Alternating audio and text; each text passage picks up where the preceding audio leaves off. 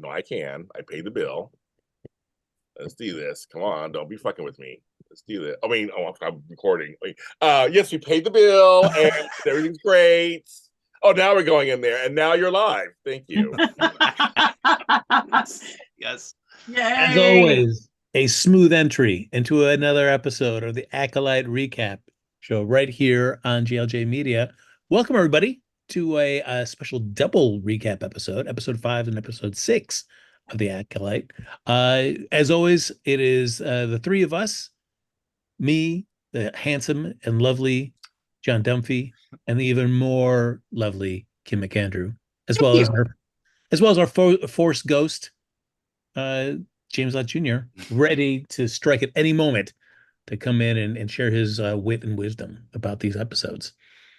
So yeah, we're gonna hop into breaking down episode 5 and episode 6. Kim, before we get into any of the specifics, how did you like these two episodes? They were intense and heartbreaking, but I really liked them. I thought the lightsaber fighting was some of the best we've seen in years. It was just jaw-droppingly good. And then, of course, they pulled, a total red wedding on us, and it was just sad. And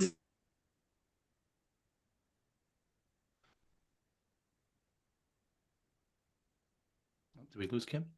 I think she may have. I think she was the force so strong with her. Oh no! Already, it's happening.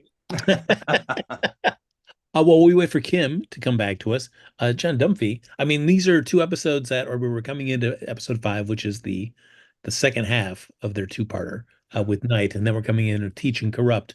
So overall, did you enjoy these episodes? Are they heading in a direction that you find interesting? Yeah, definitely. I definitely enjoyed them. And I agree with what Kim was saying. Like, a lot of the action stuff looked really cool to me. I really enjoyed watching those fight scenes. I gotta tell you that the one thing that I can't, for some reason, the last couple episodes, it's really been evident to me too. And I hate to even say it because I actually do think the actress is very, very talented. But May and Osha, the two main characters, are my least favorite part of the show, I think. And I don't even know necessarily if it's the actor's fault herself. I feel like some of their scenes, because they're being shot as twins, the way that they're filmed or edited or something feels a little weird to me. I just, for example, that one scene where they're finally really being reunited and May is saying, don't choose the Jedi again, choose me. It just felt very awkward to me. Something about it. And I feel like they're the two main characters. That's what you're supposed to care the most about. And I'm finding myself Master Soul, and I was even Yord, who's basically a douche. I still was more interested in him, and Jackie I really liked too, and it's but May and Osha, for some reason, it's just not doing it for me. I can't even put my finger on why though. But I don't know. I mean, I can see what you're saying because I mean, these are our two characters who, I mean, the story seems to be revolving around and what their origins were, what their paths are supposed to be, and then whatever happened 16 years ago. And I feel like because I guess we don't know exactly what happened 16 years ago, and I don't know how much either of them know fully what happened 16 years ago, it makes these interactions awkward. Like if they knew or the audience knew what the real deal was, and then they were acting with all that information, it might help smooth over some of that stuff. But I agree. They're for the two characters that this whole story seems to be revolving around. They are my with you the kind of the weaker parts of this story. Yeah, I got to jump in. Oh, a force. The Source Ghost is back. Here's a piece of something. This is one of my problems. Frank and I watch soap operas. So having someone play two characters is not unlike we've seen it before. To hilarity that's not intentional, to really good. My problem with these twins too is there's something missing. You're right, there's something I feel like I should care about them more than I'm not. Right. You're right. All the other characters seem even more interesting than they are. And they're the supposed lead. They, which her, that's the lead, right? They're the leads, right? So I felt for me, as just for a storyline point, I'm like, I should care about them, and I mean, I sorry folks for a second, but there was All My Children. I'm back. He's back. There was All My Children, and there was Adam and Stuart Chandler, played by the late David Canary, who's won like 20 Emmys for that role. He played literally two separate characters. They were twins, but when they interacted, you cared about them separately and you cared about them together. Their scenes together were authentic. And I said, I don't think they do with the actress's acting, and she's fine. Like you said, John, she's fine. But maybe it's the writing. Maybe I guess, like Frank said, just so there's something not making me connect like I feel like I should with these two that are twins, basically. That should be. And I feel like the cutting between each of the twins during their dialogue feels very just choppy and like, I don't know. Yeah. Come on, do the split screen. They do it on soaps all the time. Just do the regular, whatever, split screen where they're talking to each other. So anyway, the Force Ghost is there. So I cut back in. So you guys were talking about All My Children. Of course, big fan, Kim. Love All My Children. Oh Yay! my yes, my dad got me into it. So yeah, for all the way till the end. Yeah, I watched it, loved it. No, I mean David Canary was phenomenal, and I think James brings up like a good touchstone for that. That these twins were both interesting characters in their own right. I mean certainly that had years of developing and writers and all this stuff, and the performances helped shaping those characters. This we've only had up until now 6 episodes with May and Osha, but still I feel like it is a sticking point. How do you feel about May and Osha at this point, Kim? I'm really, really ready for May to bite the big one. Honestly, I'm so done with her. And Osha, yeah, she's just kind of I know they're the leads or she is the lead of the show, but the weakest link, definitely. Definitely. Yeah. Because when I watch the other characters, I care so much more. Totally. About what's going on there. Totally. May is just like, oh, you want to be a Jedi? Oh, I'm going to set you on fire. And it's like, what the hell? It's like, what is wrong with you? And I guess I don't understand some of the decisions. And I get, again, it doesn't put any blame on the actor. It's more the production. It's that like, what is the deal with May constantly switching back and forth where like she finds out Osha's alive, so she's going to, turn on her master, and then 10 minutes later she's leaving Osha for dead in the forest. It's like I just some of this stuff is kind of weird to me. Like overall I'm still liking the show. It's just weird that it's the main characters that to me I'm connecting with the least. Like when I watch a scene with Soul, I feel like the dialogue is great, his acting is great, even just the physical, like the looks on his face, like it really brings that feeling and emotion to it. And I feel like I should have felt something more when we got to have that first conversation with May and Osha in the forest, giving the hug. And I didn't really feel invested in it at all. Same. Yeah. I mean, I feel like the frustration with this episode 5 and episode 6 is that I feel like there were moments where like these characters like May and Osha should have come together and been able to talk earlier in these episodes rather than at the end of episode 5 where they did, and say things that I think you would say, or whether it's May declaring her innocence and killing the Wookiee master, or Osha asking her the questions that she wanted to ask, but they didn't. Or it's Soul not being like, I'm going to tell you something, and then being distracted as something else comes up, especially in episode 6. So I feel like the writers are wanting to kind of delay the revelations for this until I feel they think it's going to pay off more in the story, but to the point it feels like it's coming, it's being more frustrating than like teasing to me. And it's funny because a lot of what we've talked about over the weeks is how fast the pace of the show has felt at times, and yet the relationship between Osha and May, the main characters, has gone nowhere. Nothing. It's like very weird, right? Yeah, it is. It's kind of strange, but but all the stuff around it, it's just like, oh my God, this is so good. So good. I love this so much. Loving Manny as the, Sith or not Sith, whatever he is, dark side user. Awesome. Great performance. Well, episode Yeah. 5 kicks us right into the tail part of our two-parter night, where we saw at the end of episode 4 that our Kimmer, the stranger, he descends down, pushes everybody away with a nice force push, and then we just go to credits. So we pick up in 5 where we're coming into that battle, and we see him just laying waste to everybody. Now, I will ask both of you, because is it the Darth Maul effect where it's the Jedi who have not encountered a Sith in so long aren't used to having that kind of ruthless combat against somebody like the stranger that is giving him the advantage that he can easily go through all these other Jedi? I think so. Yeah. Yeah, I would think so. I mean, he's just, he's using the dark side, so he's just full of hate. He feels he's probably always training to fight. Not that the Jedi aren't training, but I feel like this is a peacetime. The Sith have been gone forever. I almost think of the Jedi more of like as like scholars and peacekeepers now, rather than like warriors, like we see them in the Clone Wars, where like every Jedi is like a badass fighter because they have to be, so. Yeah, I think that Jackie lasted as long as she did because she's still in training. So she picks up a lightsaber and trains with it every day. And the ones that died first, they may not be training every day anymore because they're already Jedi Knights.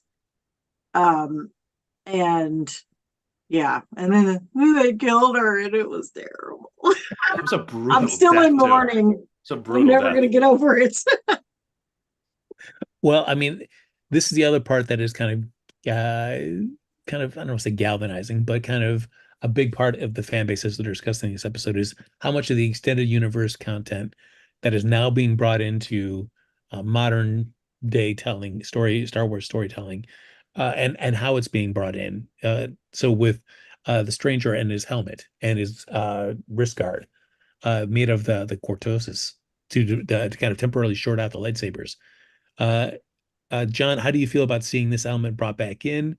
And are you cool with the way that it was introduced, or do you feel like it is kind of going against something that you feel Star Wars fans have kind of established into some kind of lore?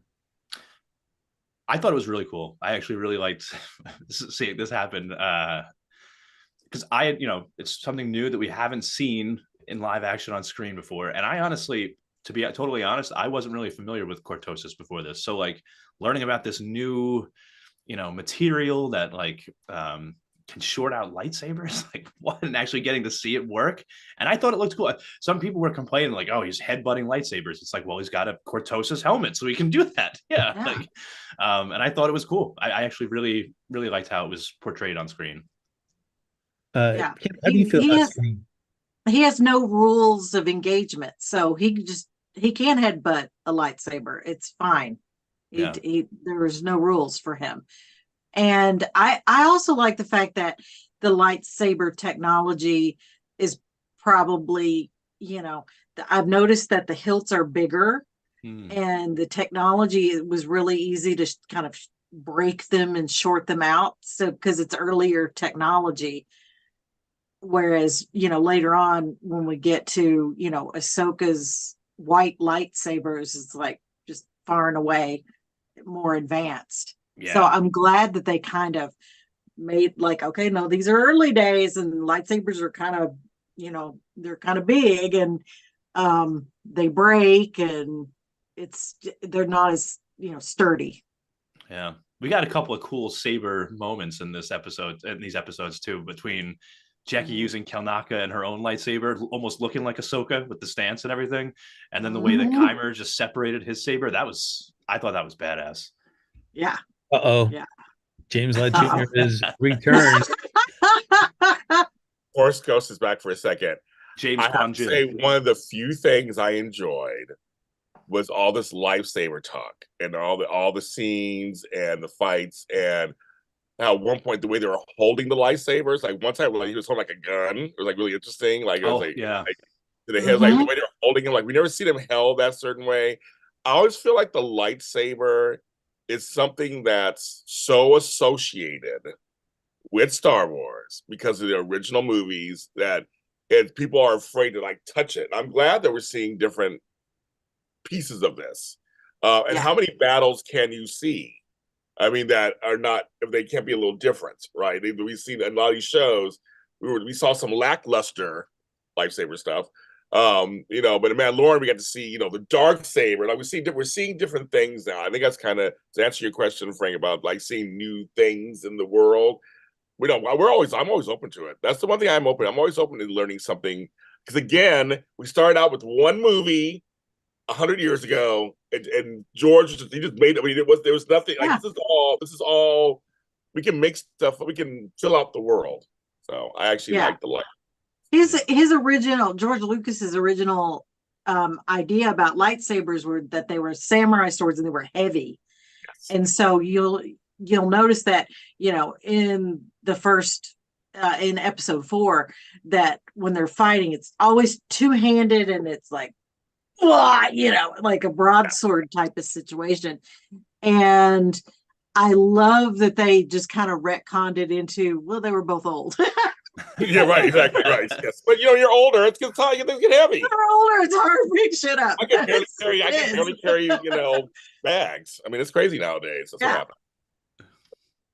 That is the one interesting thing is just the amount of if you go on like Twitter or X, I just see the deep dives people have done in regards to all the various Jedis and their forms, and explaining like, yeah, these Jedis use this form, but the stranger, like, he's breaking and he's using this different form, which is something the Jedi frown upon. So interesting reading all these people breaking down the variety of different forms that they're using fighting each other. Yeah. Yeah, they do. They choose. I took a because this is how big of a nerd I am. I spent 2 Saturdays taking a lightsaber fight. That's awesome. Don't be ashamed of that. It's fun. Yeah, I'm sure it was. And, I would have had a blast. And while we discussed it, he was like, okay, you notice that, this Jedi holds the saber this way, and then, Ahsoka, she's the overhanded, and then, Count Dooku's got a curved hilt, and his style is more Japanese, and his style is more Chinese, and which martial art that they kind of choose. So there's not just one fighting style, there's so many, but they're all pulled from martial arts, which is really, really interesting. I do remember going to see Phantom Menace when I came out, and in the parking lot of the movie theater, as people were kind of gathering, they were waiting in long lines to go in this. There were people fighting with like styrofoam made lightsabers, but then like dissecting their form and like, no, this is how you would attack. I remember me being like, what? Oh my God. Oh my God. Yeah. This fan base is the best. Yeah. Absolutely. So yeah, this so all this fighting is happening while at the meantime May is still inside Kilnaka's little base that he's got and deciding what she's going to do. And you're right, John. It was bugging me as well that she had came there to turn herself over, and even though it's in that moment it looks like she may have killed Kilnaka, she knows she didn't, and I think she can be able to explain that to the Jedi. She just takes this as an opportunity to not talk to Osha, to not do anything. She just wants to get the heck out of there. And that's what I felt most frustrating about that episode, is that why are we not, for somebody that was going to turn herself over, she is just, and I don't know if that's because the stranger is there, her master supposedly, and that's changing her attitude. I don't know exactly. Did you guys feel like that was her motivation? Like she was willing to turn herself in, Kim, but once the master shows up, she's like, I just have to get out of here. I think she's just kind of she just runs on fear just all the time. And she's running from whatever it is that she's scared of, whether it be this, the stranger or the Jedi or her sister or her mom or her other mom. It doesn't matter. She's just she just doesn't have a direction, and she's a very lost soul, which is kind of sad, but not sad enough to make me like her, but sad anyway. You're not kidding, by the way, with the running away, because I think it She happened runs. 3 different times, I think, in this episode. And this was starting to annoy me too, to be perfectly honest, because 3 separate times in this episode, we watch her get up and start to sprint away from some kind of altercation that's going on. And then 5 minutes later, she's just back. And I'm like, either run away or stay here. Like, what are you? This is so annoying. Yeah. It's like you've had plenty of time to get back to a ship and get the hell off this planet if you wanted to. Why didn't you do it? Yeah. If you're that freaked out. And she just I just feel like she doesn't know what she wants.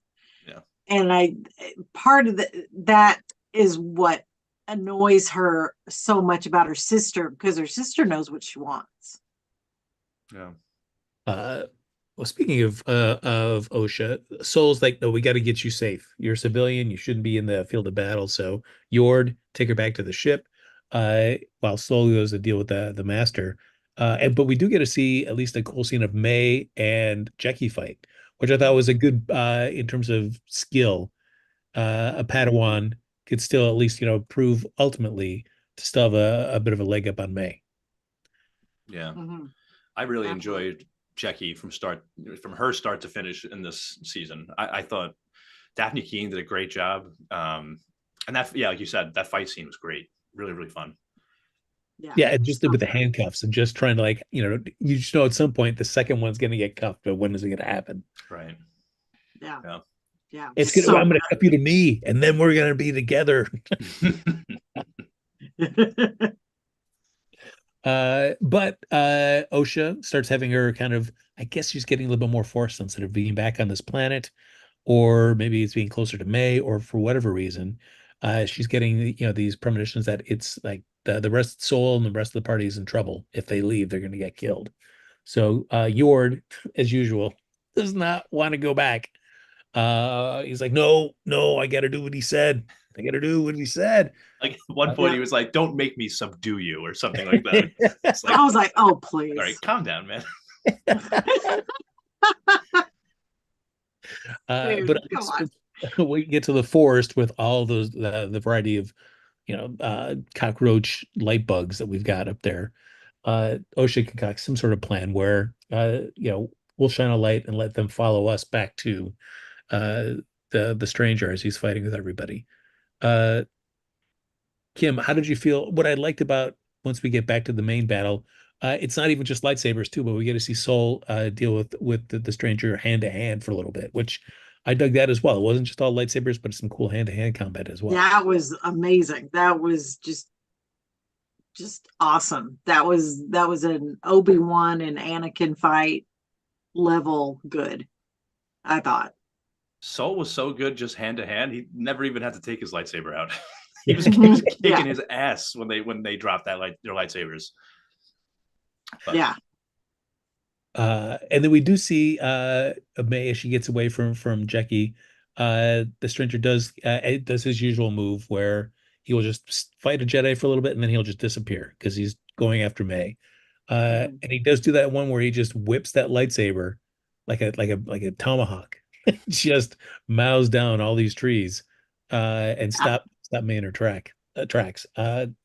Good old man. It's just the strangers just wielding the force in some cool ways here. Yeah. Yeah, that was cool. You know what's so funny? I feel like sometimes you'll see in like a movie or a show, like, we've seen people throw lightsabers before, but it doesn't look that great. Like this looked really cool. This looked really cool the way this was done. And then seeing Soul run out of nowhere and just knock the lightsaber out of the air, like this was really cool. Yeah. So nice. So then we get into kind of a revelation of who the stranger is, where it's Soul and Jackie fighting against him, and Jackie manages to get a little bit of a leg up on him and knocks off his helmet. Doesn't last for long though, because then she immediately gets taken out. As Master does, it's like a blade within a blade on his lightsaber. his little pocket Mhm. blade that he keeps inside, and just stabs her three quick times in the chest, and that's it. And we see that it is truly a Kimmer, or the guy that's been all along. Been no trying to misdirect. It's like every kind of suspicion the audience was having was indeed realized. John, satisfied that's the stranger was who you thought it was, or I mean, ended up being where everybody's suspicions were kind of leaning towards. Yeah, I was cool with it. I felt like I knew it was him, and I was totally okay with it because I knew that he would kill the role once he was revealed as well. Like, um, so I mean, yeah, there could have been a cool little twist that they threw in or something, but I was totally satisfied with this. Um, yeah, I'm trying to think if there was anyone else that maybe I would have been like, oh, that's awesome, but I don't know. I don't know if even anybody like Anasea or the other witch from the Coven that was like their mothers. Mhm. I know some people were speculating it could be one of them, but I'm glad it ended up being Keimer. I think he just blowing this away. I love this. Yeah. Uh, Yeah. and Kim, what I thought was interesting about how he played him is that the way he talks to Soul is very kind of dark and gravelly, but then he takes a moment where he sees May and he kind of snaps back into the way that he would speak with May, a little bit more cheery and upbeat before he kind of pulls her over to kill her. Yeah. Yeah. Yeah, I mean, he is just he's I don't know, he has many faces and he can just kind of switch back and forth very, very quickly. He's very adept at just hiding in plain sight, and it's kind of awesome. I yeah, no, and of course, the way I feel about May, I'm like, oh yeah, totally mess with her. It's fine. I'm gonna do it. Do it. Like, go ahead and kill her. It'll be fine with me. I'm okay. And I guess now is where we start getting a little bit of what the stranger's motivations are. And that's basically he just wants to be able to live his life and use his power however he sees fit and not feel like he's under Jedi watch or held by any sort of Jedi standards. Just leave me alone. Let me do my own thing. Uh, what do you think, John? Can you get into what he wants?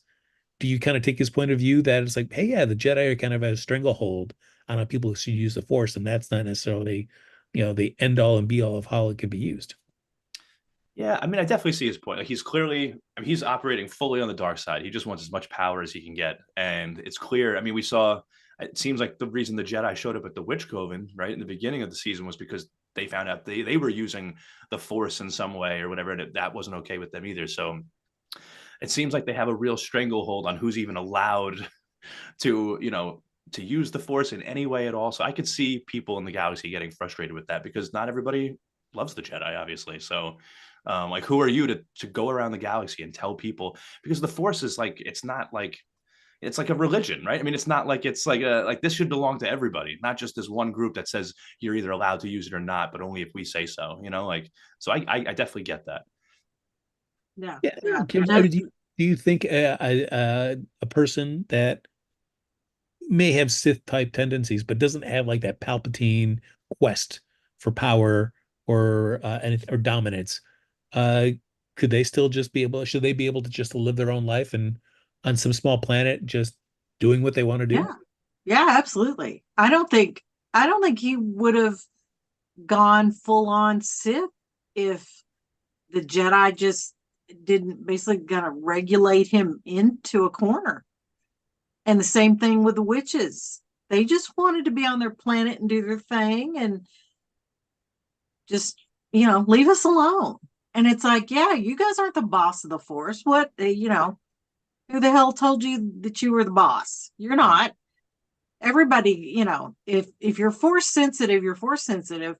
You don't have to, you shouldn't have to choose the Jedi, especially because there's such religious zealots. There's so many rules about, just their how they live their lives, their autonomy, and you know, and forcing them into not being connected to other human beings is very unnatural. And that's where, and that's how you get an Anakin when you do that, you know. Right. It's just like it's another example of like why the Jedi had that downfall, Yeah. because, I think that the idea of trying to control who's able to use this and not is because like, well, the Sith have been gone for so long. So let's keep it that way by controlling who's allowed to use the Force and who's not. But at the end of the day, by doing that, you're just angering people. And Mhm. it's like creating radicals because you're so set on one side that you're not letting other people kind of you're creating more problems for yourself basically like by not Yeah. giving people freedom. Yeah, there's an episode of South Park where they were talking about the immigrant kids being put into the camps at the time, and Kyle keeps saying, "This is how you get a Mexican joker."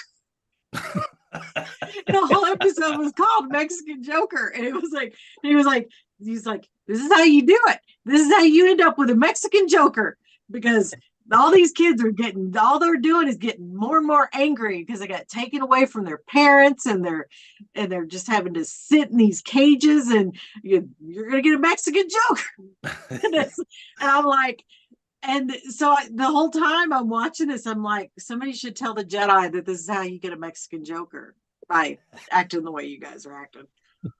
You can apply South Park to everything. It's beautiful. True. So true. It's beautiful. Hey, John, how do you feel like as we're kind of going through the Acolyte, and it seems like some Star Wars properties have kind of taken something that from the original trilogy, in terms of the Force. It was kind of like, hey, it's the Jedi and it's the Sith, good and bad. And as we've gotten further away from that, and other people have kind of brought in their ideas, and who knows how much of this was also maybe George Lucas's underlying idea, that there is certainly a lot more nuance and different perspectives on the Force. And do you appreciate seeing more shades of gray being brought into it, or would you prefer it's like, I don't know, it should we just be the Force and the Sith and good and bad and that's it?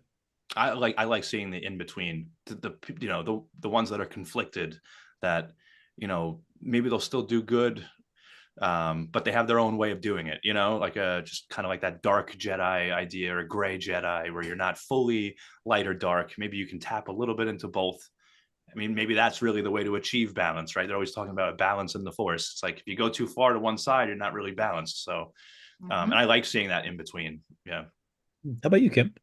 Yeah. If you're balanced within the Jedi, if everybody is living in a balanced life, then there's no need for Sith to bring balance because you're already there. But the fact that they're so far over on this side that they're just the universe is like, no, we have to course correct and bring in such a force on this side to put things back into balance. And I feel like we're just seeing the beginning of what's going to lead to the Jedi's downfall. It's just it's very Yord, like, nope, that's not the rule. We don't do that. There's a rule. It's like, well, hang the rule. Who wrote the rule? Right. Who became the boss of the Force? And it's like, why do we have to? Maybe we should be a little bit more fluid in our thinking, and if times change, our thinking should change with it. But they don't do that. That was something that I was intrigued, because I felt like they were teasing that in the sequel trilogy, where Yoda, helps just destroy all the what he thinks is where all the Jedi knowledge is contained. Where I feel like he was gaining that wisdom. It's like, no, you can't just keep teaching people the old ways. There's a new way to do this. But then I never really feel like those films kind of really seized on that idea that there is, a combination, a blending of the Jedi and Sith teachings that are more probably natural and better than just such a strict Jedi Sith kind of regimen. Yeah. Yoda comes back and burns the tree down and is like, yes, And he's like, and Luke is like, what are you doing? And he's like, we don't, no, that's how we got here. And we don't need this anymore. And this is, just sometimes you just need to just, light a fire and just start over. And that's what he did. And he of course, was giggling and laughing and loved it because he's very Yoda and he's mischievous. But it was like, okay, so he knows, and he tells Luke, he's like, no, he's like, Rey knows everything she needs to know, and those texts aren't going to do anything to help her. They're going to hurt her, if anything. But John, that also says like, well, why did Yoda wait that long to come tell Luke that little bit of knowledge when he could have told him that 20 years earlier? Maybe save a lot of all of this from happening. Yeah, I guess just had to wait for the right moment, which was which was after the New Republic fell and a whole new evil empire rose. Yeah. Finally, it was time to say something. I gotta let you I'm gonna say something now. Where were you before I exiled myself and was chugging this blue milk? Yeah. I'm milking these creatures for their milk, Yoda. I've been here alone for years, drinking blue milk straight from the udder. Oh, gross. Oh my God.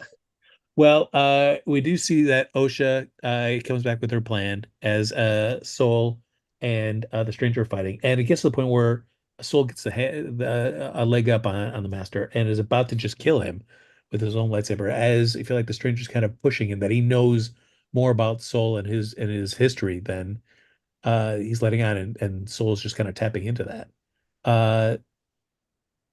Kim, what did you think was that scene between the stranger and Soul, where he's just kind of egging him on about Soul's like dark side? He's challenging him, and because I think he does sense some conflict in Soul, because so I can't remember which character asked him, so why do you have pictures of all your old Padawans? Why? And it's like, because they were his pupils and he cares what happens to them, and that's normal. Yeah. I know, Jedi are like, no, that's weird. It's like, no, you guys are the weird ones. That's completely human and normal for a kind teacher to want to see, their pupils grow up and grow and learn. And so he's very much challenging. He's like, I don't like your rules. It's like, I think you don't like them either sometimes. Isn't that true? And it's like, if he's going to tell the truth, he's going to say yes, because I think he's already, he gets a little conflicted with all the, the bureaucracy of the Jedi Order. Yeah. John, do you feel that the stranger is connected with Saul and May and Osha at all from what happened 16 years ago? Or he just happens to be somebody that has some previous connection to the Jedi Order and just so happens to be kind of running into Saul and May and Osha at this point? Yeah, I don't know. He seems to know a lot. Mm-hmm. He really seems to have a lot of information about the past of all of these people. So it does make me feel like there must be some kind of connection, but at the same time, I don't know. It's hard. I will say, what's interesting to me was at one point he was getting into people's heads, right? Yord said, I think, to Osha, like, he gets in your head and he stays there. And Osha's response was like, my mother could do that. And it makes me feel like, does he have some kind of connection to Brendok? Like, maybe, I don't know. It's kind of hard to say, but it could definitely just come down to, I thought it was very interesting him talking about how he was with the Jedi Order a very long time ago. Like, what the hell does that mean? So maybe it's just he was with the Jedi and he's got a source there, and so he gets information that way. But it feels to me like there's some kind of bigger connection to them. I can't imagine what it could possibly be. That's all. Yeah, I'm very curious to find out. Yeah. Yeah, well, OSHA shows up with her winged creatures and sacrifices Pip's head and sticks him back on the stranger. And what we think may be the end of Pip as the stranger's kind of whisked away.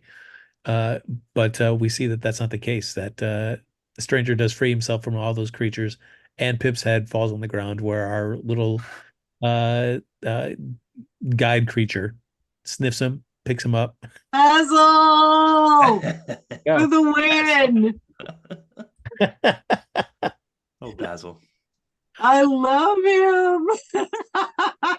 I was down with him for this. In episode 6, I had more issues with how he was portrayed or used in that story. That was better. Yeah. Like, I was great. I'm like, all right, I just found this and I'm gonna take it. Basil seems like a really fun, cool little Star Wars creature that I like very much, but for some reason he feels like he belongs in The Mandalorian to me more than the show.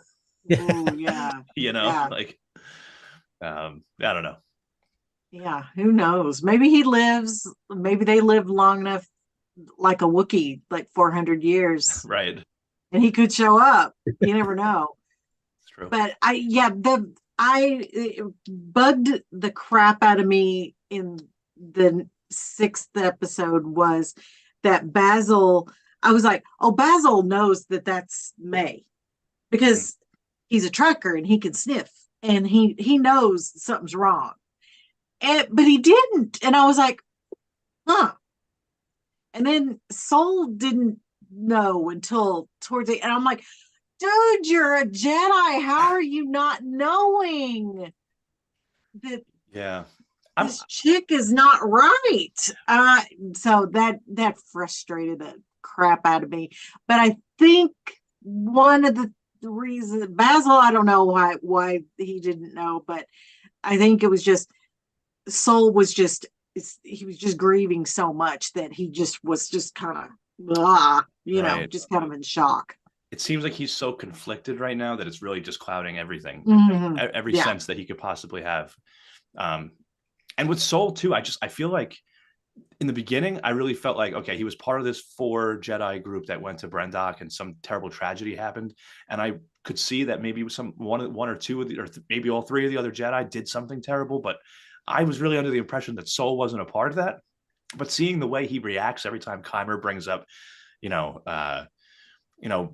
all the things you've done to OSHA, and Soul asks the master, like, what kind of master doesn't show his face to his pupil? And he says to Soul, like, look who's talking, basically. Like, it's made me feel like Soul really must have some serious skeletons in the closet to feel so guilty and conflicted over everything. Yeah. So I'm nervous to see what he did because I've been convinced that he's been like just perfect guy the whole time, but apparently not. Well, we end episode 5 with some bit of ridiculousness where we do get to see May and OSHA finally reunite and have not really a productive conversation where OSHA's going to now arrest May, take her in. May uses the force and pushes her down and knocks her out, and then uses a lightsaber and cuts her hair, which to me was dopey.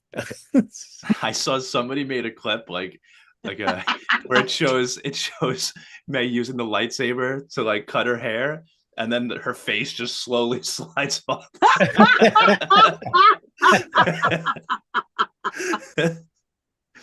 It's very funny. All I could think of was when my son was young and his little baby bangs had gotten just so long, but he was too young to go get a haircut still. And so genius mom here gets the scissors out and he ended up looking like a Vulcan. And I thought, I'm like, well, May, I like you did better than me. So good job. You don't look like a Vulcan. I made my poor ex came home and he was like, and I was like, okay, I cut his bangs and he looks like a Vulcan. I'm just gonna come right out and say it before you go see them.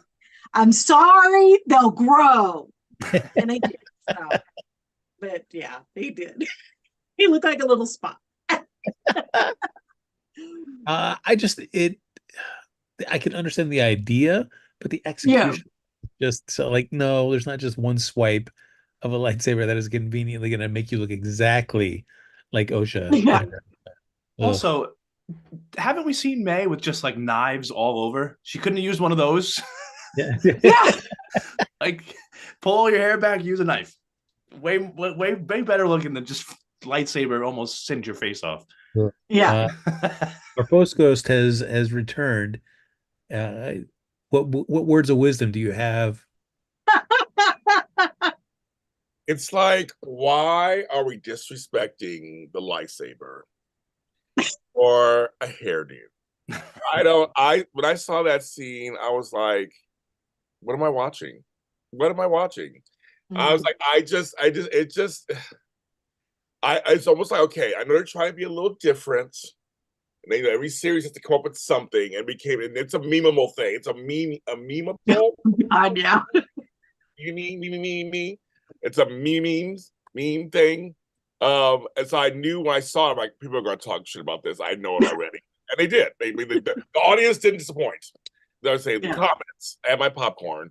But I was just looking at going, as I was watching, I'm going, what are we doing here? I didn't get it.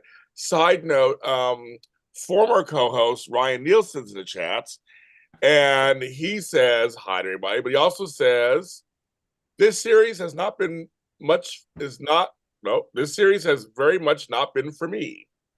I think my main hurdle is not been connecting with May and OSHA. Yeah. I do not understand what each wants. But that being said, he says, I like this episode. Yeah. Thank you, Ryan. Agreed. Yeah. Yeah. Anyway, that's the hair. I one day, Frank, if you get a lifesaver, I want you to cut my hair too. All right. That is going to make me go buy one and find one or create one. Yes. James Lott Jr., consider that on my list of things. Better be everything's content. Everything's content. Yeah, it better be videotaped, I was gonna say. So we end the episode with them doing a kind of a weird nod to the Parent Trap, where we have switched places. And OSHA's with the stranger, and May is with Soul as they take off on their ship, which takes us into episode 6. Well, one thing, sorry. So did we notice when Keimer goes to OSHA, it looked like he tried to do kind of like a force heal sort of thing on her wound. But a lot of people, I actually didn't even catch it at first, but apparently they play like the Kylo Ren theme in this moment as well. Yeah, I love that. I loved it. And it made people online go crazy speculating that maybe he's really not a Sith. Maybe he is like one of the first or the first Knights of Ren. That's what I think he is. So yeah. Agreed.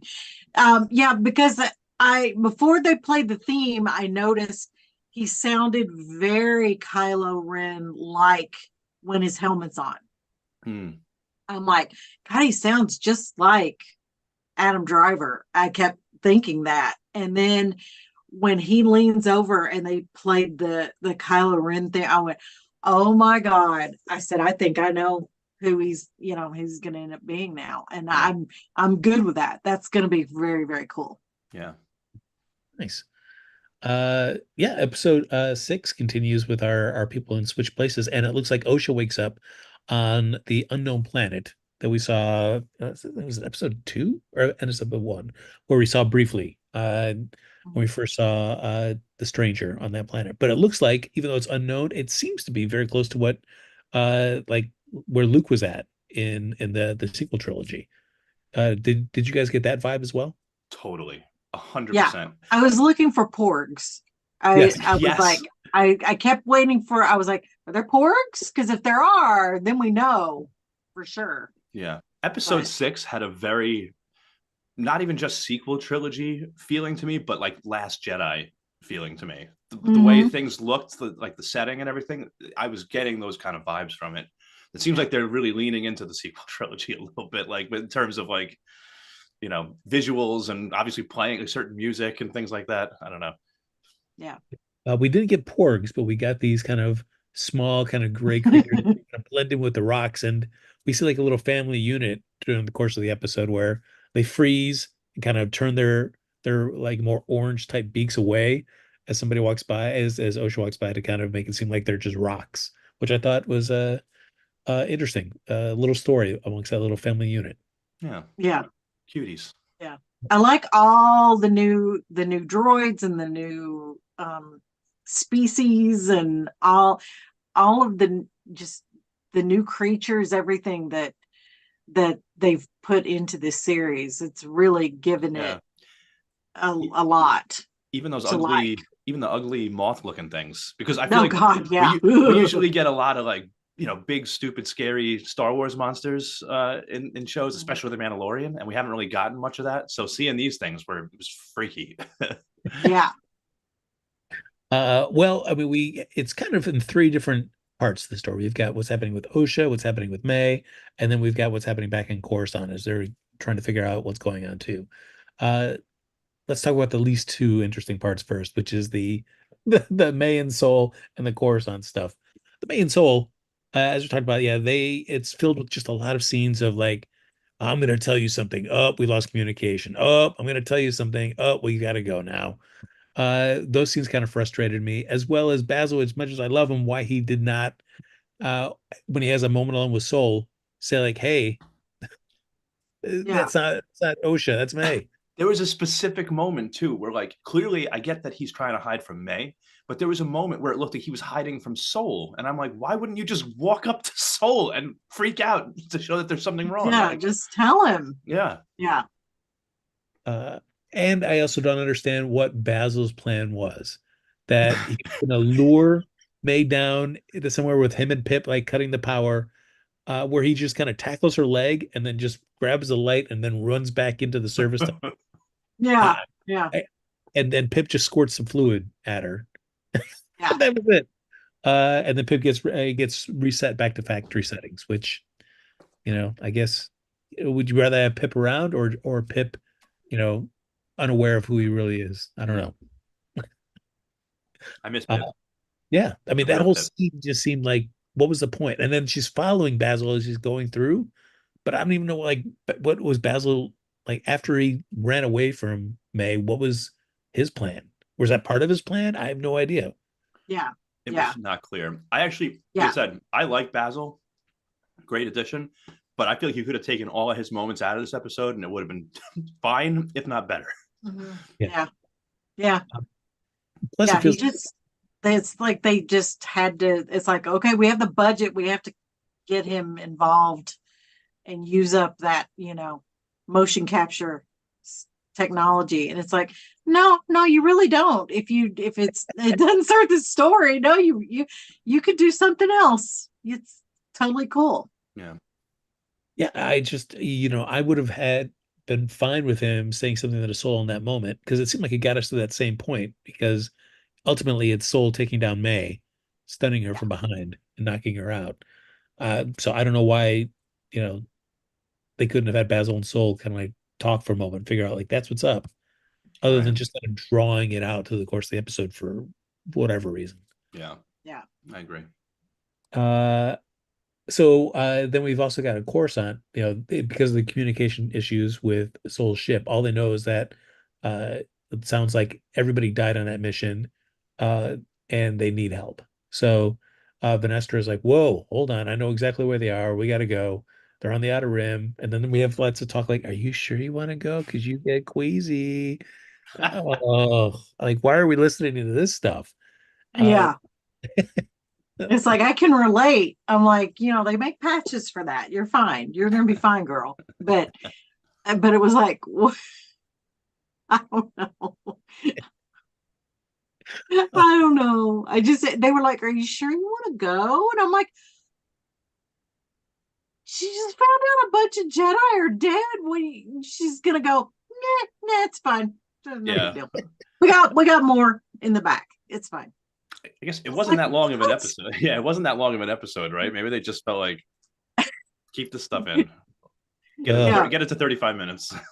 I don't know. I mean, I felt like shorten those scenes. It feels like the most interesting part of the episode was the Osha and Chimer or the Stranger scenes. So why not give us more of that? I think that's where everybody's kind of resonating with, and it's okay if the other two aspects of our stories are a little shorter. It's fine. I'd rather Yeah. have them be tighter and more rewarding in terms of a story pace than Right. adding in a bunch of fluff to this. Right. I think taking those things out makes everything flow better anyway, which Mhm. just Yeah.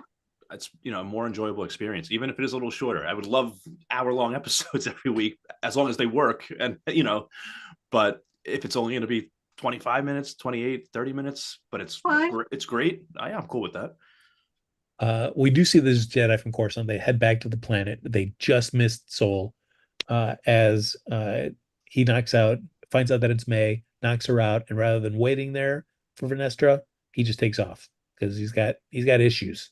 He's got stuff to figure out.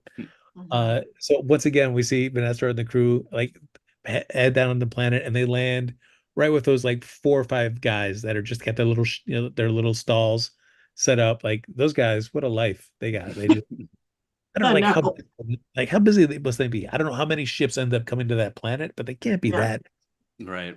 No. Seems like they're playing Yeah. some kind of gambling, like poker game or something like that, right? That's what it looks like. Yeah. Well, probably Sabak, right?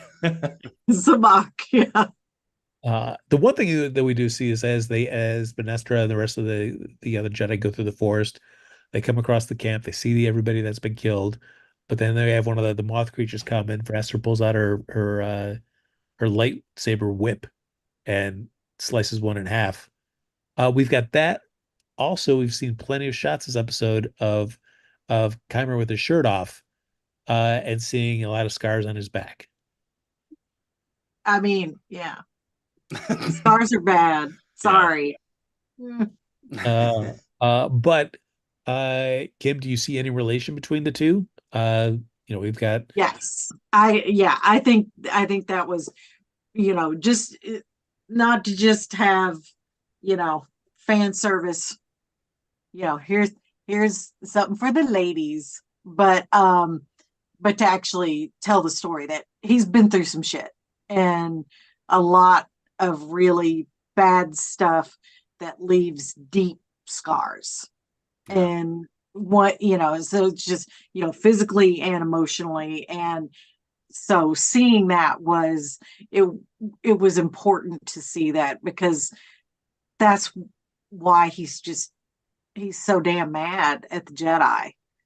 You just see more. It's like, wow, somebody really messed him up Yeah. to have a scar like that and still be alive. You went through some business, and so he's got his reasons, and I'm very curious to see what they are. Yeah. I mean, I remember one of the conversations that he and Osha had on this planet was about how the Jedi Order basically threw Osha away, right? And he claimed that he was a part of the Jedi Order and he was thrown away too. Mm-hmm. Maybe we're going to find out that it was, Vernestra threw him away and had some kind of altercation, and she was the one that put that scar on his back. That's kind of what I'm thinking is going to happen. Yeah. So, well, it ends on at least on the planet where Venestra doesn't say outright, but she kind of lets another Jedi just kind of also look at the scene and kind of surmise that, hey, well, it looks like somebody this could possibly be Soul, which seemed weird because it was like somebody with obviously a skill but lack of training. So that's mentioned first, but then Vanessa just kind of subtly kind of steers that Jedi to being like, do you think Soul? Could it be Soul? Did he have done it? And it feels like it's leaving that as Soul being set up to be kind of a patsy for all this. John, do you feel like that was the case, or are we assuming too much at this point? yeah, I mean, I don't know. That could definitely be. That could definitely be. Oh man, I don't know. I'm wondering too if Vernestra can almost sense if she was, the stranger's master at some point. I'm wondering if she can even sense his presence still there, and maybe she's thinking something totally different than this other Jedi. You know what I mean? She seemed very like disturbed by what had happened, like almost like it was like personal to her. So Yeah. I'm curious. I don't know. I guess we'll find out. Yeah. I don't see her having a problem with throwing Soul under the bus either. I just there's just something about her that he should really watch his back. with her. It's just something about her. It's off, and I'm like, yeah, she's got more to do with this than I think we know right now. But we're gonna find out. Because it seems that as she's walking through the kind of aftermath of that fight, that we're hearing some of the audio recaps of like Soul telling Osha to run and stuff. So it feels like she's using the Force to kind of at least kind of like a brief kind of feel for everything that went down on there. So I feel like she knows that it's not Soul, Yeah. that there's somebody else, but she's certainly not, not making a strong case that nope, it's not him. Yeah. Yeah. No, definitely. So then we've got the big part of this episode, and that is the most entertaining part, which is Osha and Keimer on the unknown planet. As we get to see him do a little skinny dip in, check that off. Looking, Manny looking sweet. I know that that was James' favorite part of the episode. And then we get it, we oh, here we go. In Star Wars series, we don't get much skin. We don't get much sex appeal. We don't. In all seriousness, we really don't. Right? We don't get. There's no sex. I mean, it was. I mean, you have like for every Lando Calrissian, it was kind of like this swashbuckler. You have the Han Solo's kind of swashbuckler. Like we don't really have like sex symbols, right? Except for women, maybe Ahsoka, maybe. Leia in her slave costume. Oh, look at John! Look at John! Her slave costume. Yes, calm down. No, but I think this one I'm stuttering. I would say he looks good. No, but it's funny. It's funny to see the response. A lot of folks are like, oh, the series is whatever, but he's everything. So this is very interesting for a series. Like, so we don't get this very often where they're like, sex symbol, because even Pedro Pascal's a sex symbol, but outside of the Star Wars world. Like we don't really see him on Mandalorian, so he's daddy, outside of it. So I'm not counting him. It's like I feel like this was our first real like Star Warsian sex symbols, Frank. Yeah. I already had an inkling that he was the stranger.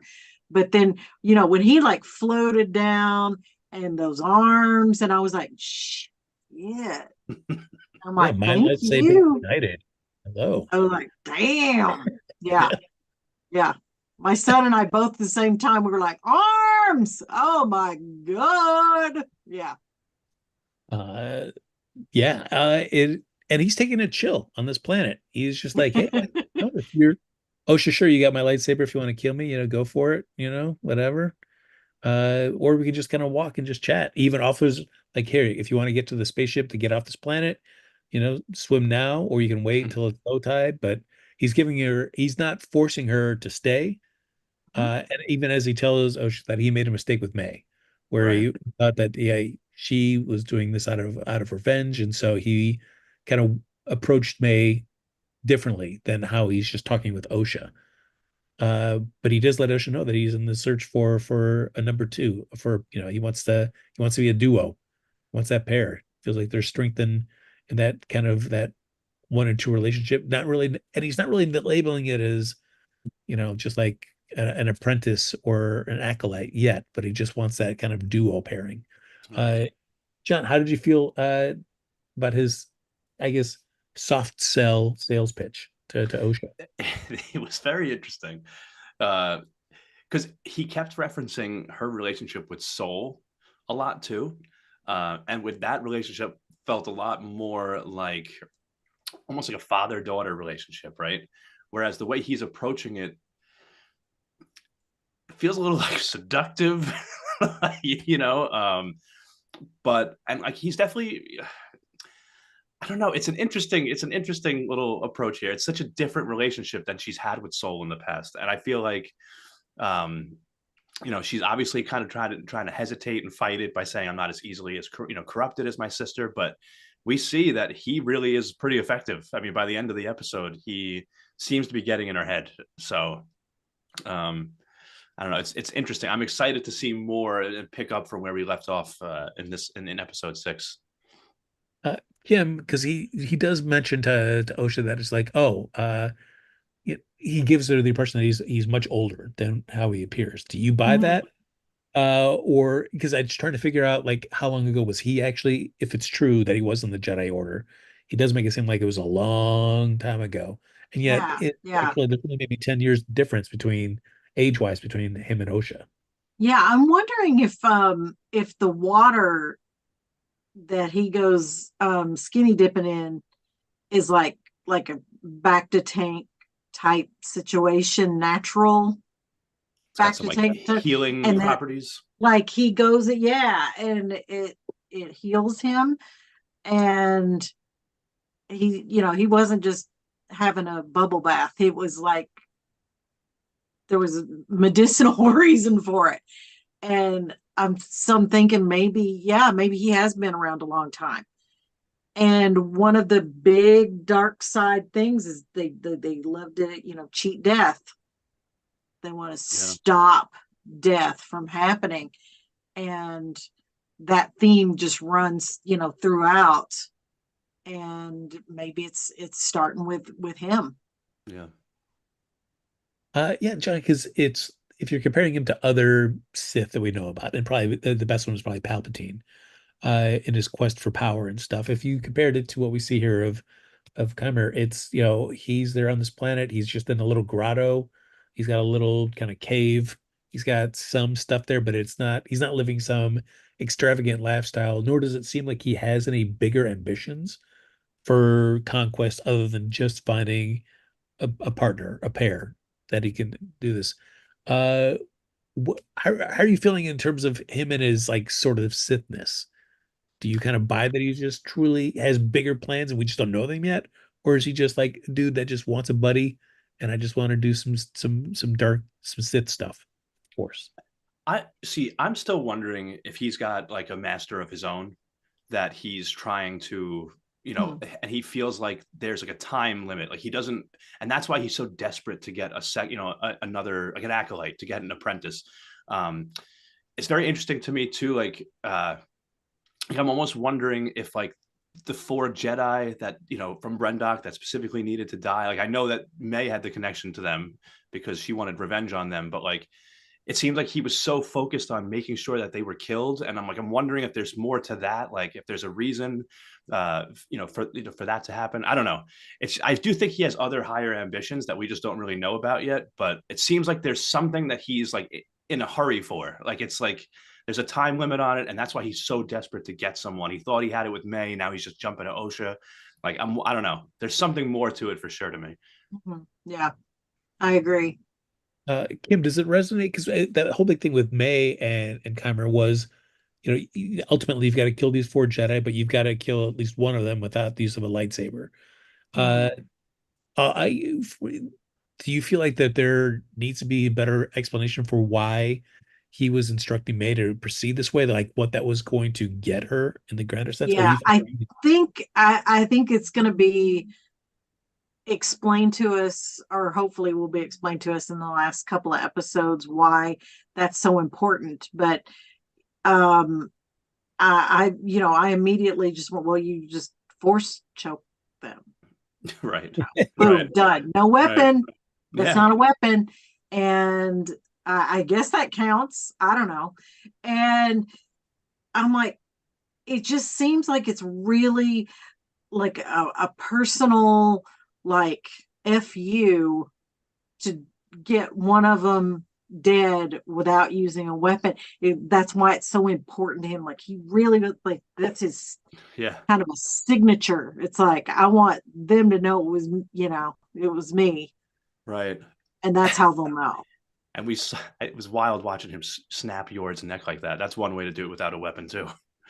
Um, Yeah, Another thing, by the way, just with these four Jedi, why I think there's more to it also than just him helping May kill these four is because like if the goal here was really to get revenge for May on these four Jedi, what is the purpose of him then running ahead to kill Kalnaka because he didn't think she was going to do it? You know what I mean? Like that's why I feel like why there's something more to all of this stuff. I feel like that we haven't found yeah, out yet. yeah. Yeah, I mean, I feel like Kelnak is not putting all that iconography from the witches in his kind of hideout, unless that's got something to do with something kind of bigger, I suppose. Mhm. Uh, but good old Cameron says, "Hey, you want to try my helmet on?" Kind of gives her the backstory about what it's made out of. And says it's like a sense deadening helmet that it's just when you wear that helmet, it's just you and the Force. And offers her to give it a check out because, as he says, it's like just because the Jedi have said that you no longer have the Force, that doesn't mean that it's true.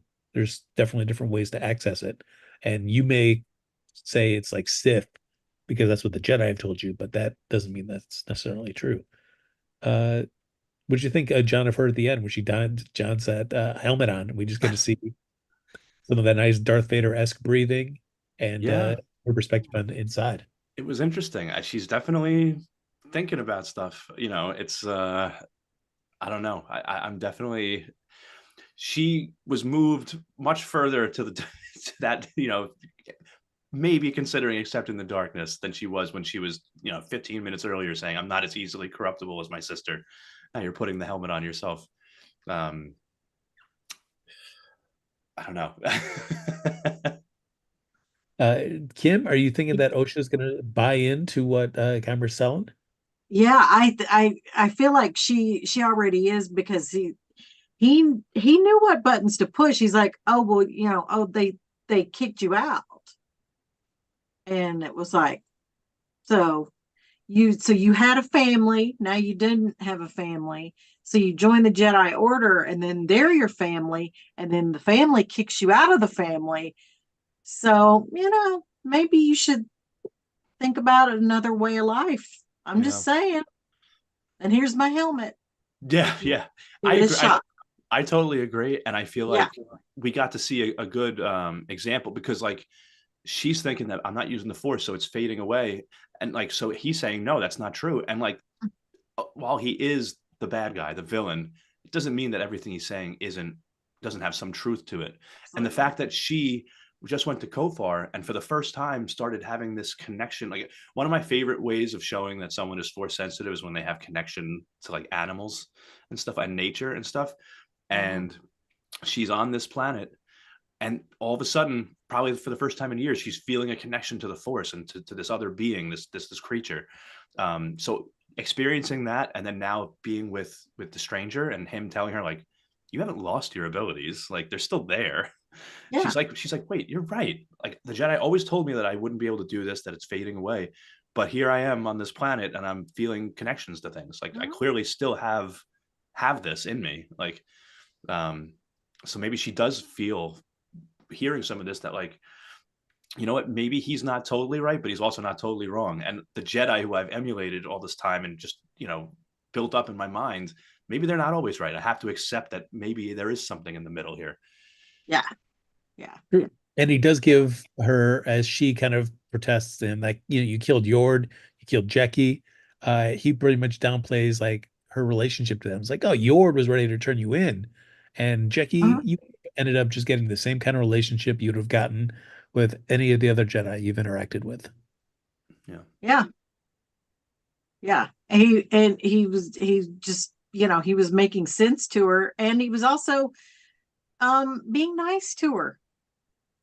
Because Yord was just suspicious from the get-go and was constant, oh nope, we're going to take you back to the ship, you can't be here, you can't do this, you did this, and just all these reasons why you don't belong, you are not a part of us. Yeah. And the stranger's just like, well, that's kind of BS. You can be a part of anything. Right. You're still Force sensitive. It's not gone. Right. They just told you that. Right. And like the fact that, I'm sure Yord and Osha were friends when they were together at the Jedi Temple, but the stranger was right when he was saying to her that, listen, this guy who you think is your friend didn't hesitate to arrest you for a crime you didn't commit. And at the opposite end now, you have Keimer, who is encouraging her and saying, no, you didn't lose this. You can still use the Force. So yeah, I mean that's the first thing you think about Yord. He's like one of those people that just like has the knowledge but not the experience. So he doesn't know. I'm just going to stick straight to the rules, and not because I don't have any experience of kind of understanding more life experience to understand when like there are certainly a lot more nuances to things. Yeah. He's just a big dumb dog. You just tell him, it's like, sit, good boy. He's a big dumb dog. Well, we've wrapped episode 6. We've got 2 episodes left. The big thing I'm going to ask you, both of you, is like, I know we're about to get a flashback again to what happened 16 years ago, and especially since the next episode is being directed by the same director who did episode 3. Yeah. It makes it seem like we're going to be revisiting back, and we're going to be 16 years ago, kind of filling in some gaps in our knowledge, which would be useful. And people have whispered about like season 2, and even the creator of the show is that like, hey, I've put everything everything I have into season 1, because you never know if you're going to get a season 2, but we do have places that we can go for the story for a second season. So without seeing these last 2 episodes, Kim, how do you feel about the Acolyte? Would you want, as of right now, to see a season 2? I would love a season 2 with the stranger and whoever his acolyte ends up being, or he can keep looking for one in a season 2. I'd be down for that easily. Yeah. How about you, John? I kind of like what Kim said there. I would like the idea of, because right there, we still know that like there's got to be some kind of cover up, right, where it's not revealed to the whole galaxy that there's a potential Sith or dark side user or whatever that's out there. So like, if the Acolyte becomes just the story of this Sith Lord or Knight of Ren or whatever who's trying to find an apprentice, and this season didn't go well, everybody died, so now he's got to start from scratch and pick it up, because I don't see how Soul survives. I could see May dying too. I don't know. Maybe we just pick up on season 2 and it's Keimer and Osha starting their life together. So I could see something like that for sure.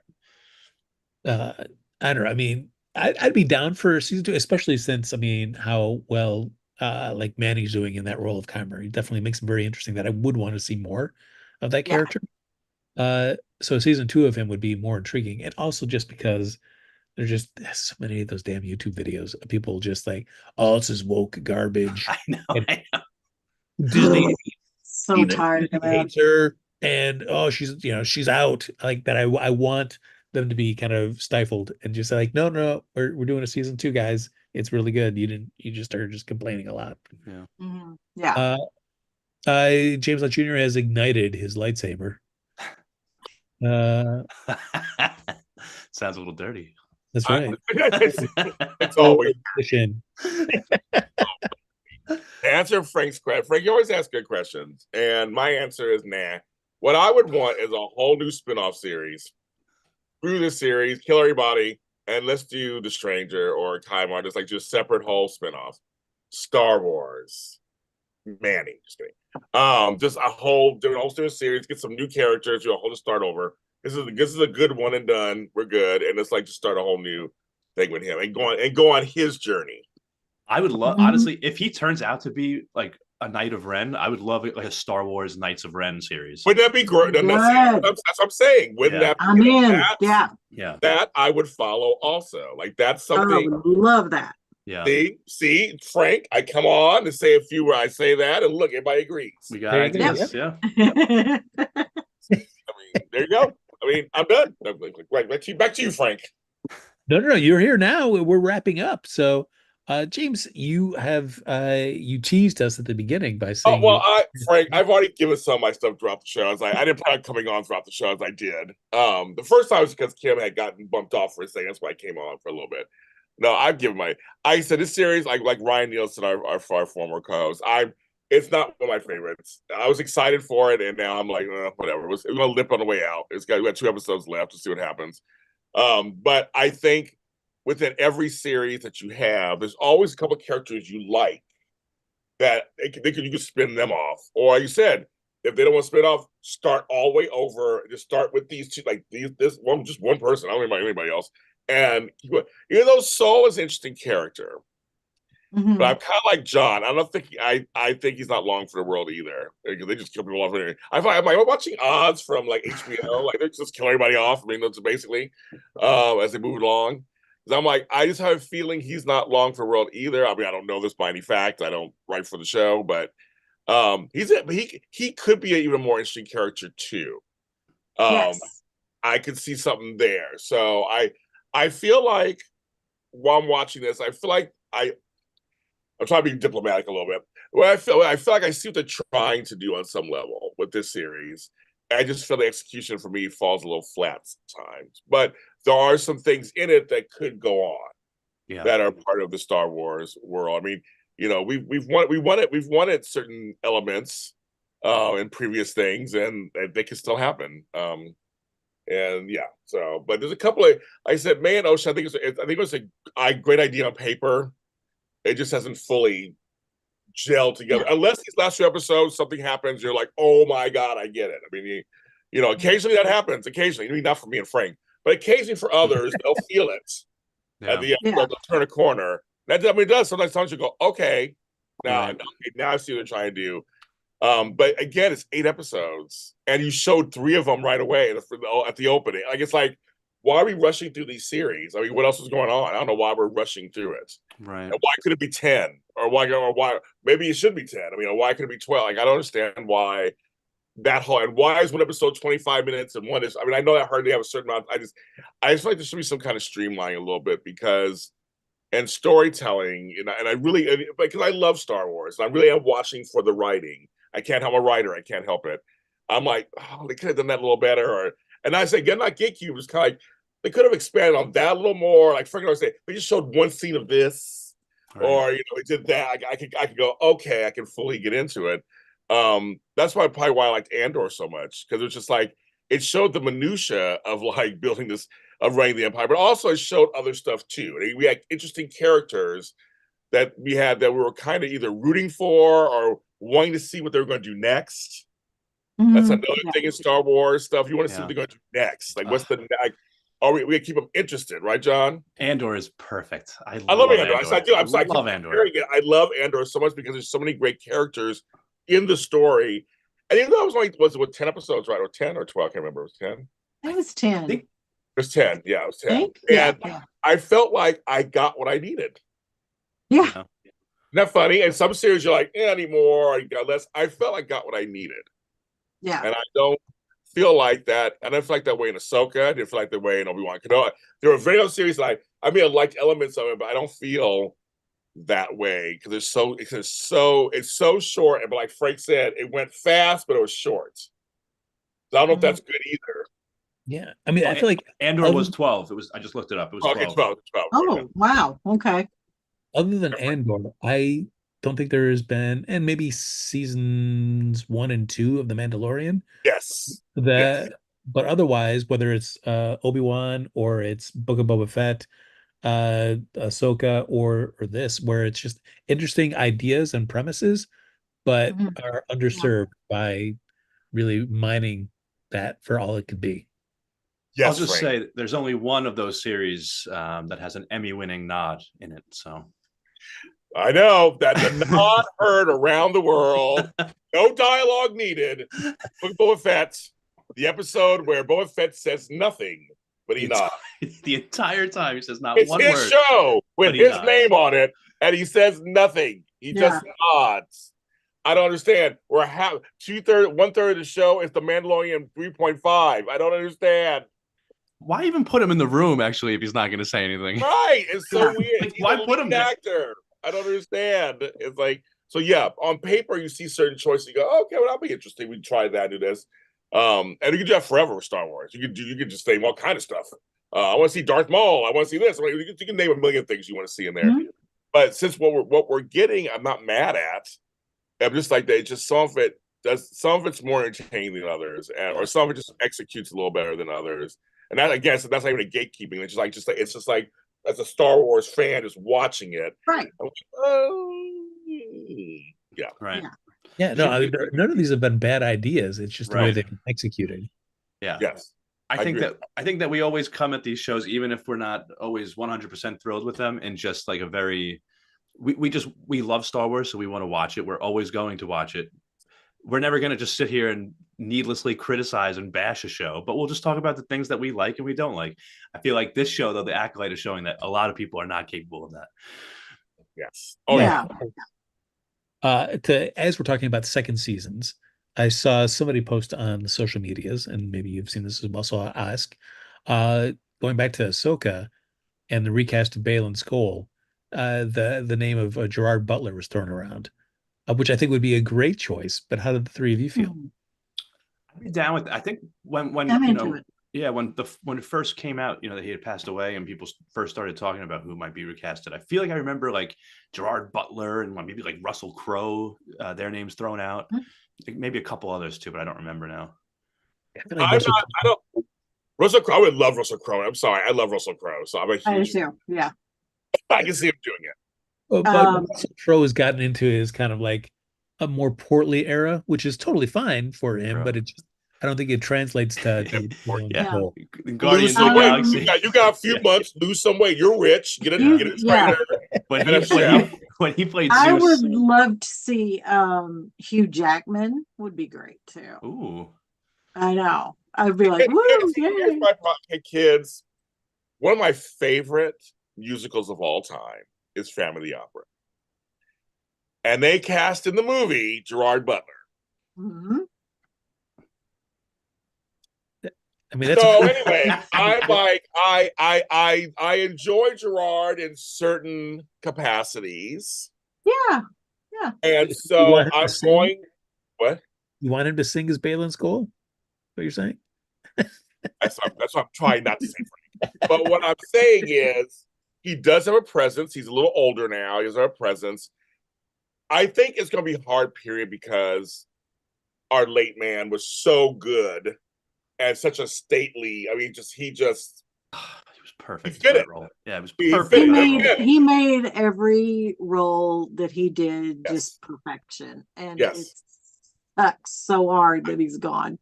Yeah, it's really tough because I used to watch a show called Spartacus, and the lead guy died. He died of cancer. Yeah. He was so good at first season. They got the next guy, and he was good too, but it was never the same. It was never the same. Yeah. This is going to be the type of situation where the next guy might come in and it's great and I love it, but Baylan Skoll will always be Ray Stevenson to me. Yeah, I agree. It's always his role. Yeah. But they have to continue it, so I get what happened. 100%. Gerard Butler could be okay, Frank. Yeah, I think he'd be good. Yeah. I've seen people with different opinions, but I think Ray Stevenson would want the character to continue too. I feel like from everything that I saw before the show that came out, he talked about how much he loved this character. I don't think he'd want it to, to just disappear. So, did you not hear what he had said? His last words? I didn't. They said, "No one but me," and he died. And it was weird that he said that even before he said anything about loving his family. I guess I was wrong. Like I guess I. Oh my god! I guess I was wrong. Oh my god. He kill the role. No, he's just so good. So I mean, even though, like I said, the show's a mixed bag for us. We did the after show, folks, for Ahsoka. It was a mixed bag, but he still brought emotion. He did a good job for what he got. He played what he got, and so he did a pretty good job. Yeah. Again, that show, Dita season 2 needs an overhaul. Also, I enjoyed Ahsoka on some levels. I did. Mm-hmm. I need a little more connection again with the girls and everything. So hopefully maybe season 2 that will happen. Yeah, I hope so too. Again, the actresses all cast. Everybody's great who's cast. Everybody's great. Mm-hmm. So it's just that whole we got to get out of here, and it's like the slowest leaving on Earth. That's right. And just like with all the little things next to him. There's scenes that make me laugh. Again, on screen, this doesn't execute. It's just kind of like, well, they're coming after you. Don't you have to kind of go? I'll be like, right. I want to get moving. It's kind of there's scenes like that that make me upset a little bit. It's like, come on, people, come on. You have like 5 business days to get out of there. You're like here forever. Like what the F? So yes, but anyway, yes, Frank. Well, I mean that will do it for this week's episode of the Acolyte After Show right here on JLJ Media. As always, make sure you're checking out JLJ Media, not just for all your Star Wars content, as we've done after shows for every Star Wars series on Disney Plus, but plenty of other great after shows on GLJ Media as well. So do yourself a favor and just peruse all the quality content. You will thank yourself in the morning. You have all weekend. They have all weekend. It's a holiday weekend. That's true. Yeah. Salute America by checking out what our founding fathers wish they could have, which is JLJ Media Programming. Oh my God. Frank, I think they have bigger concerns than JLJ Media Programming, but maybe they like it. No. That's it. You forget it. No way. That's it. Top of the list right there. That's yes, sure. But if you want to stay in touch with any of us, even after this show is over, John Dunphy, where can they find you? If you want to find my personal social media pages, you can find me at jdun89 on Instagram and Twitter. Still refuse to call it X. If you are a fan of Big Brother, season starts 2 weeks from today, and we will be covering Big Brother on my other podcast at Strat Chat Pod. So come hang out. Now, what if they wanted to find you personally? That's at jdun89. No, but personally, like in person. Come to my house. Okay, great. 123 Apple Tree Lane, New York. Oh, personally. What if they want just a hug? I love giving hugs. Me too.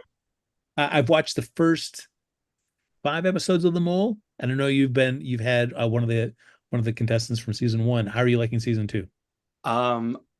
It's pretty good. The cast is okay. Not thrilled with the new host, Miss Alex Wagner. Yeah, Alex Wagner was great. This one, Ari's okay. He's all right. I'm sure he's a nice guy. No Alex Wagner. Too giraffe-like for me. Too giraffe-like. Love it. Yes. Kim, where can they find you?